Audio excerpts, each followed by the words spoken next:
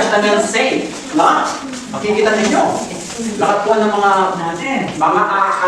meron tayong mga inisip no, na mahirap ipaliwanag sa atin, hindi natin makarok. Ang ibig sabihin naman yan, pwede tayong magtanong sa kanila. Sabi nga, dapat sa Borgador.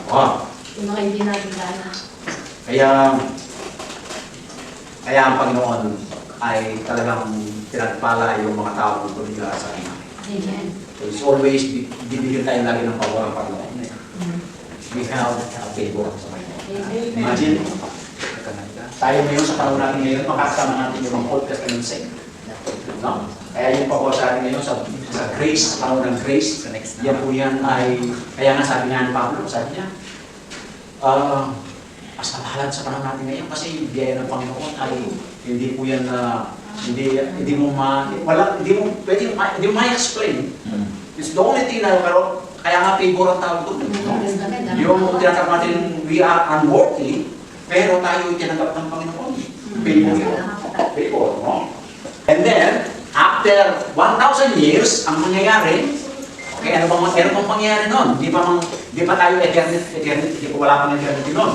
Millennial kingdom pa lang yun, 1,000 years. Ano na ang gagawin natin? Kaya yung mga tao noon, kapag glorified body ka, hindi ka tumatanda. Kaya po magkahalo po sa millennial kingdom, magkahalo po yung tinatawag natin, hindi tumatanda, saka yung mga tumatandang tao. Bakit po sinasabi ko tumatanda? Kasi meron pong survivor. Sa panahon po ng tinatawag natin tribulation, meron po silang mga laman na kagaya natural na laman. Ibig sabihin yan, pwede pa silang tuksoyin ng diablo. Pero yung mga glorified body, hindi na. Okay? Okay, makikita natin yan. Makikita natin. Bilang kasi sa Bible kasi, kapag sinasabi nilang one day, ang one day sa Bible, 1,000 years. Kaya yung ating yung 7 years, di ba yung tinatawag natin? Kaya tinatawag nila yung ating, yung earth ay 7,000 years around.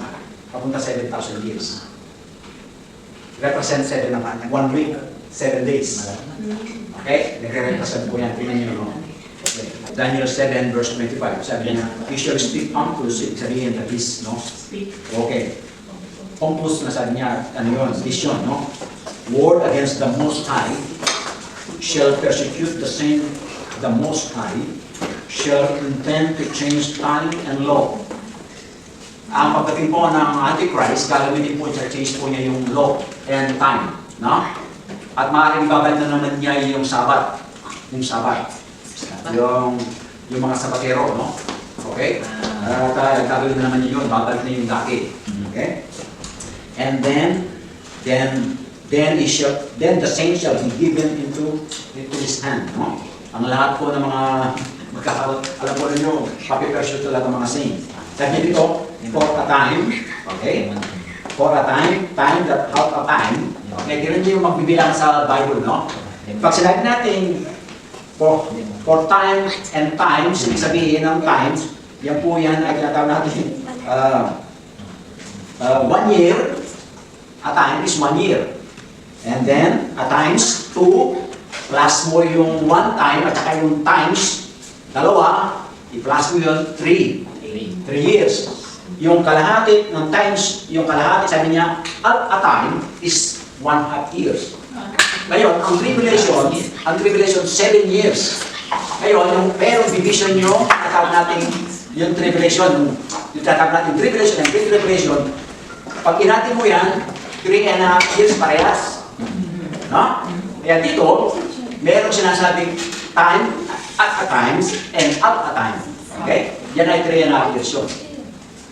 Kaya kung hindi tayo nag-research na nagbabasa, hindi natin makukuha yung pagbibilang sa Biblia. No? Kaya dapat malalim yung pagkakaral. Hindi pwede yung no? Okay, balik tayo. No?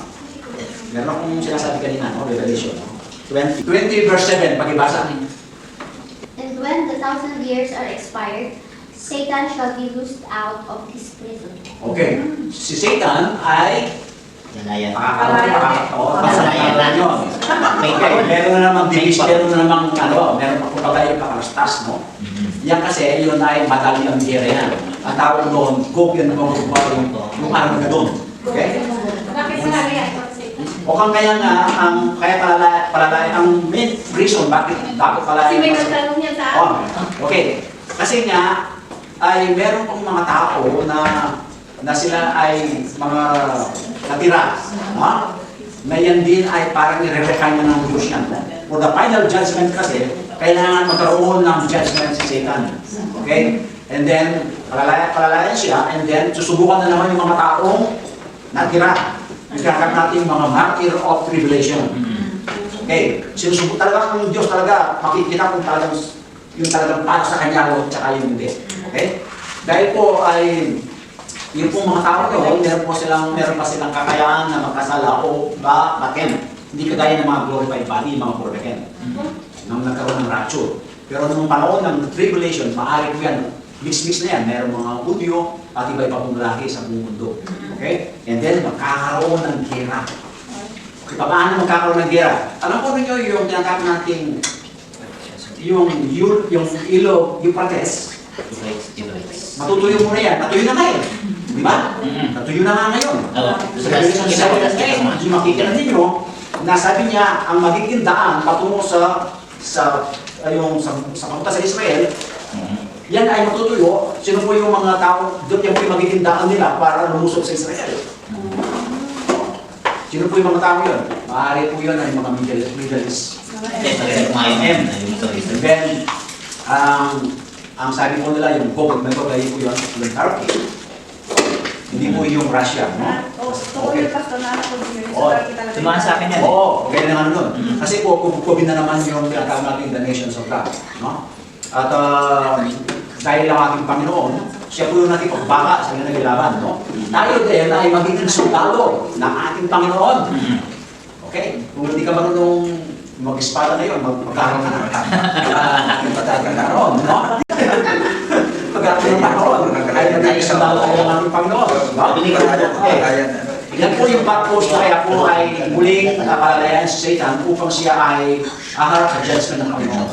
Tuloy na siyang mag-judge kapag kasama po yung kanyang yung kanyang kapartido upang para sa eternidad, no? Ibig sabihin, eternity they are on the lake of fire. Okay? Iba po yung lake of fire at saka yung hell, hindi po sila magkano. Alam niyo yung hell, yung lake of fire, hindi.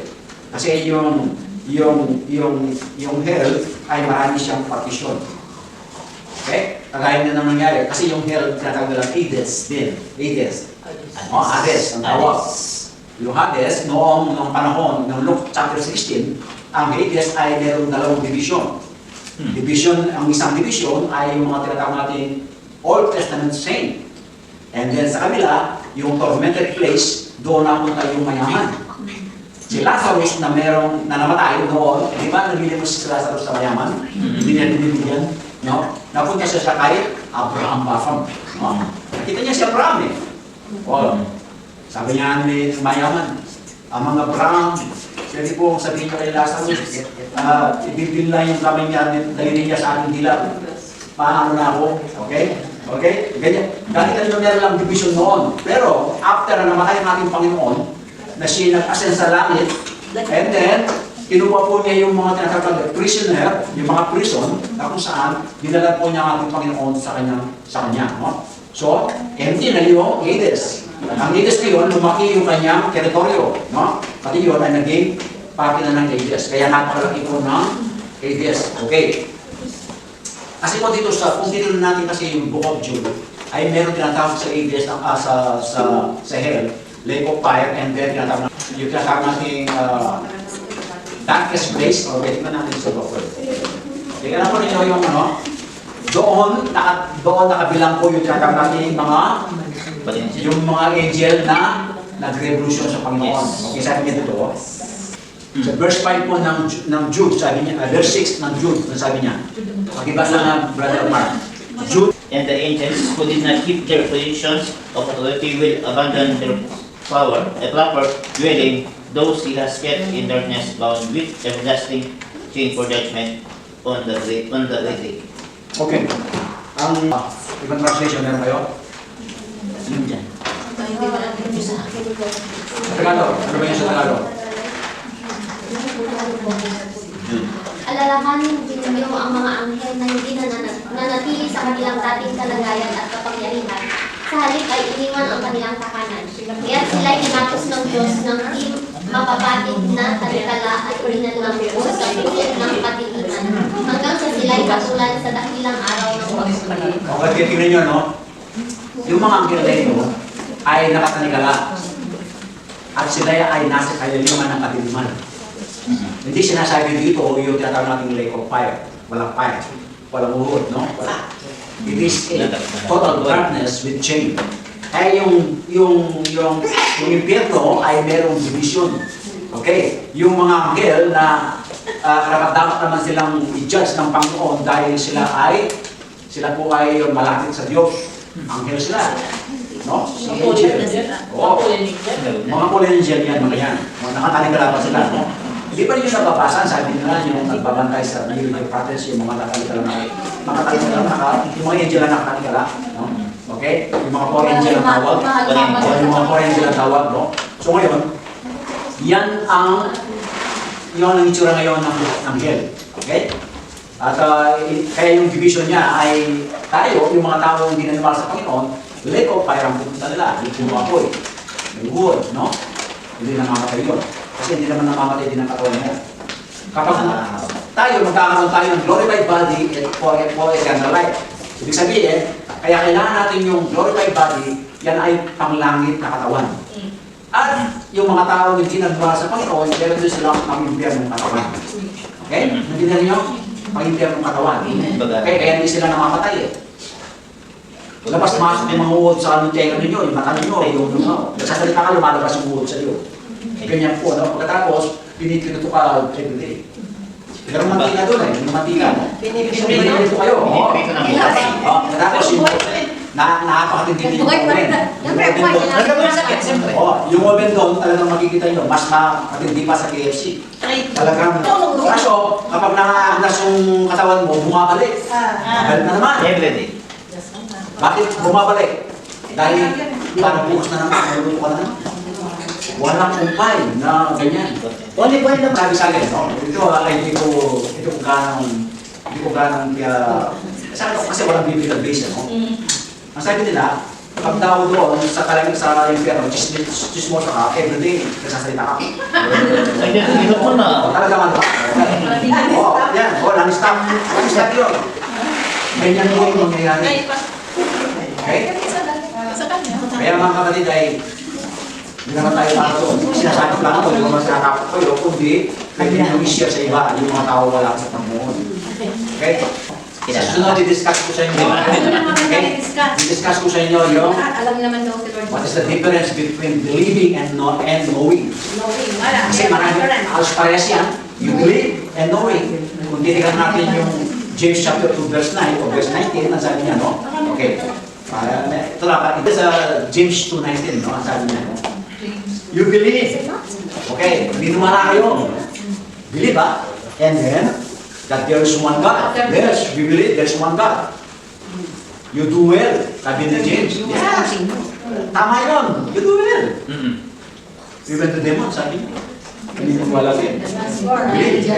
Nanginginig pa. Pero kayo, hindi naman kayo nanginginig kapag naniniwala ka. Pero yung demon yun, nanginginig pa. Naniniwala ko sa Diyos. Pero hindi naman tayo nanginginig, no? Sabi niya dito, believe. Hindi lang basta believe. Parang na ako naniniwala eh. So even the difference, ibig sabihin, hindi lang basta naniniwala. And even knowing, alam mo ang Diyos, yes, alam ko rin yung nasunod ko na-explain yun, no? Para maintindihan natin yung believing and knowing. Bakit? Yung mga, actually, magkapatid yan, magkasama yan, no? Pinsan. Kasi maraming Kasama yan. Alam ba? maraming bago. Okay, meron pa yung believing and knowing. Doon kung yung tinatawag natin the genuine love of Christ. At saka yung tinatawag natin the genuine love, the genuine obedience natin. Doon magpuprovide. Kasi kung alam mo ang Diyos na ganyan ang gusto niya, mag-obey ka. Okay, pag you-obey, you believe, you and knowing, kaya bisa pero very dangerous yung sinasabi natin, I believe in God. Simba naman ako may Pero wala. Okay? Hindi lang basta believe. You must know God. Okay? Amen? Tingnan natin ang Okay. Pwede mo sa Maraming tanong dito sa last natin. Gawin mo rin na. Ah, Hindi ka na. Next meeting, no? Nagkaroon natin yung believing and knowing. Next meeting po. Hindi lang puro knowing. Alam ko Diyos, marami kasi yung maraming tao yun, kung alam niya. Pero wala siyang believing, hindi siya nagkakaroon ng transformation in life. Amen? Amen. Okay. Salamat.